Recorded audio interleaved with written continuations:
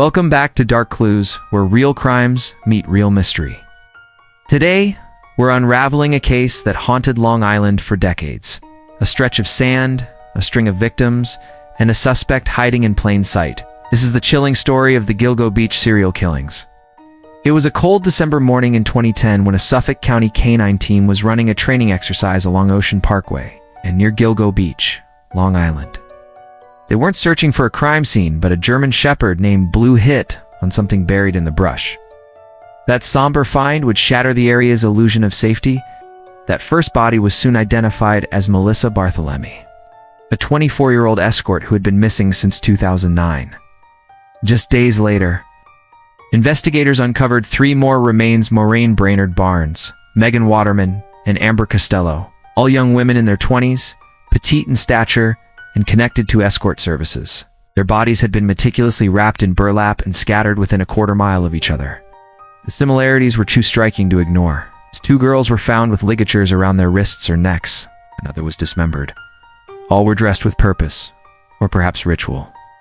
Investigators quickly suspected not just a killer at large, but a pattern, a predator operating with chilling precision. By late 2011, the detective team's worst fears were realized. 6 more bodies were found near the same stretch of roadway, raising the victim count to 10. Among them, Jessica Taylor, whose torso had been discovered years earlier, Valerie Mack, Tanya Peaches Jackson, and her toddler, and an unidentified Asian man clad in women's clothing. In December 2011, the search expanded even further to locate missing escort Shannon Gilbert. Her body was discovered in a marsh near Oak Beach. Her death was initially ruled accidental, but her family believed otherwise.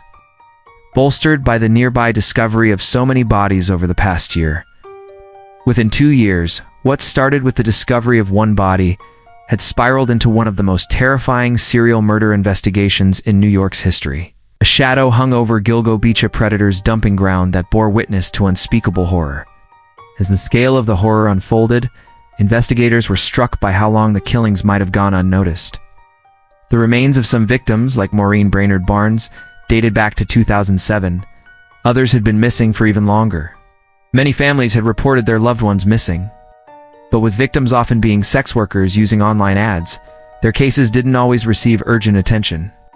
The term Gilgo Beach 4 became shorthand for the first 4 women found wrapped in burlap, each positioned within a few hundred feet of each other along Ocean Parkway.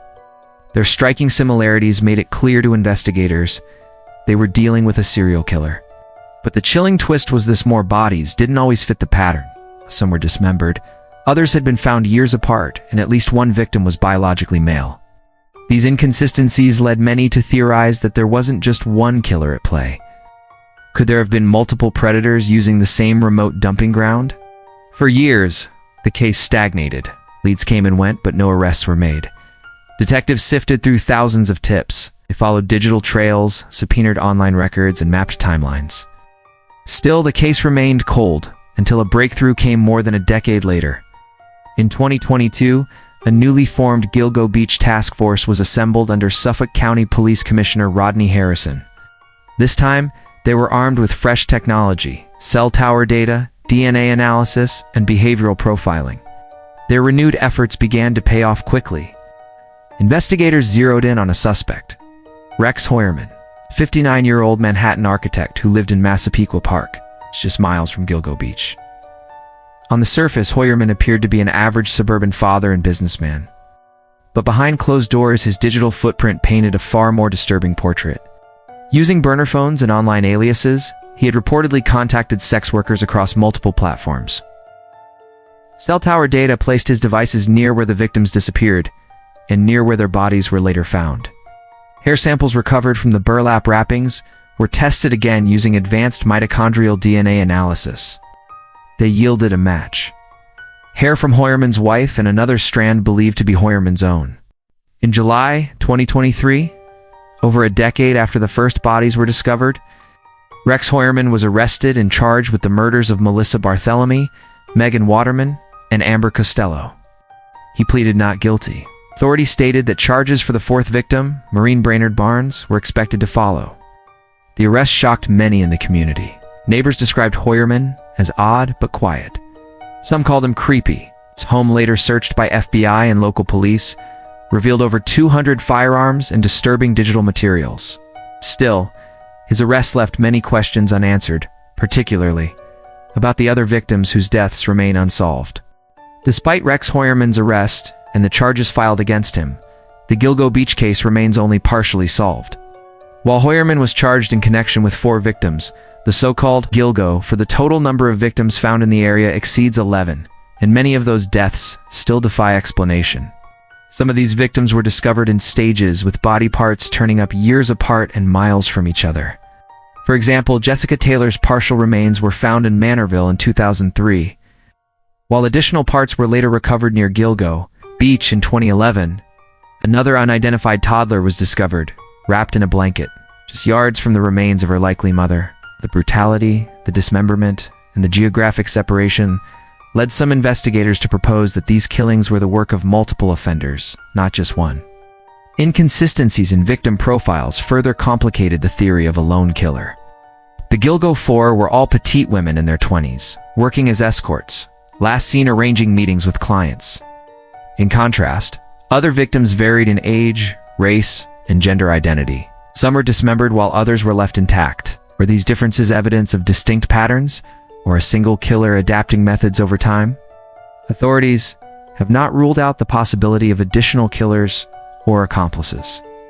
Some theorists even suggest that law enforcement itself may have inadvertently contributed to the delay in solving the case by ignoring missing persons reports, under-prioritizing sex worker cases, or mishandling early evidence. It's a haunting idea that systemic failures may have allowed a predator or multiple predators to operate with impunity for years. Meanwhile, the mystique of the Gilgo Beach case only grows. Armchair detectives online pore over police timelines and suspect sketches. Podcasts, documentaries, and true crime blogs continue to speculate, analyze, and investigate. Many wonder if Rex Heuermann is truly the Long Island serial killer, or merely one part of a darker, more complex mystery. As more forensic tests are conducted and digital evidence is uncovered, additional charges may follow.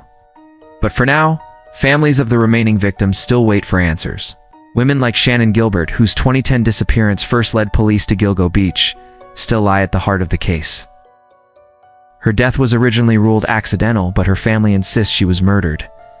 Her body was found face down in a marsh, shoes missing, clothing torn, and her final frantic 911 call has never been publicly released in full. In many ways, Shannan Gilbert remains the ghost that haunts this story. It was her vanishing that pulled back the curtain, revealing what may have been a decades-long killing field hidden in plain sight. The arrest of Rex Heuermann in July 2023 brought a long-awaited shift in momentum. For over a decade, the Gilgo Beach case stood as one of America's most chilling unsolved mysteries. A graveyard of secrets buried beneath the sands of Long Island, but Heuermann's capture ignited both hope and dread. Hope for justice. Dread for what investigators might still uncover. Heuermann's double life stunned even the most jaded crime followers. Suburban father and husband, known to neighbors as quiet and unassuming, lived just 20 miles from the dumping ground. Inside his home, however, investigators discovered a trove of disturbing evidence. Burner phones. Hundreds of online searches for torture and snuff films, fake email accounts used to contact escorts, and even maps that appeared to mark locations of interest. But even with these findings, the picture remains incomplete. Heuermann has only been charged in 4 of the murders, those of Amber Costello, Melissa Barthelemy, Megan Waterman, and Maureen Brainerd Barnes. And while these charges are substantial, they do not account for the full scope of the case. More victims remain unnamed, unclaimed, or simply unlinked. Many experts warn against seeing Heuermann's arrest as the end of the story. Former investigators suggest the possibility of copycat killers, co-conspirators, or even serial killers operating in parallel. The isolated, often transient nature of sex work, combined with digital anonymity, may have allowed more than one predator to thrive unnoticed along Ocean Parkway. Others question how someone like Heuermann, so seemingly ordinary, could carry out such calculated crimes for years. Is he truly a lone wolf, or is he part of a darker network hiding in plain sight? These are the questions that continue to grip a nation. Meanwhile, families of the victims carry the heaviest burden. Many spent years fighting for their loved ones to be taken seriously. Some were dismissed early on due to their daughter's work in the sex trade. Now, with new forensic tools and public scrutiny, those families demand more than headlines. They want resolution. The Gilgo Beach murders remind us that monsters don't always hide in shadows. Sometimes, they go to work, pay taxes, and live in quiet suburban homes. Sometimes, justice arrives late. Sometimes, it doesn't come at all. But perhaps in this case, the tide is finally turning. If this case gripped you like it did us, don't forget to like, subscribe, and hit that bell so you never miss the next mystery. What do you think really happened along Ocean Parkway? Share your theories in the comments below. Till next time, stay curious, stay cautious, and keep your eyes on the shadows. This is Dark Clues, signing off.